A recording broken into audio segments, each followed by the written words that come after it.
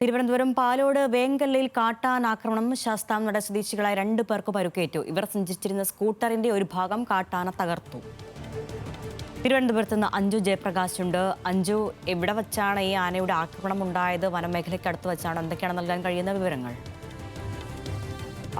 അരണ്യ, ഇത് Palode police station പരിധിയിലുള്ള സ്ഥലമാണ്. പെരിങ്ങമല പഞ്ചായത്താണ് തിരുവനന്തപുരത്ത്. അവിടെ ഈ മടത്തറ വെങ്കല്ല എന്ന് പറഞ്ഞ സ്ഥലത്താണ് ഈ കാട്ടാനയുടെ ആക്രമണം ഉണ്ടായിരുന്നത്.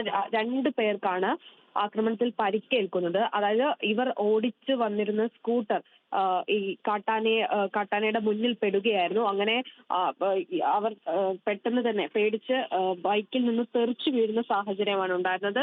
അങ്ങനെയാണ് അപകടം പറ്റിയിട്ടുണ്ടായിരുന്നത്. ഇവർ ഉടൻ തന്നെ ഓടി മാറുകയാണ് ചെയ്തിട്ടുണ്ടായിരുന്നത്. പക്ഷേ മുന്നിൽ പെട്ടിട്ടുണ്ടായിരുന്ന സ്കൂട്ടർ ഈ ആന ചവിട്ടി ഓടിക്കുന്ന സ്ഥിതിയായിരുന്നു ഉണ്ടായിരുന്നത്.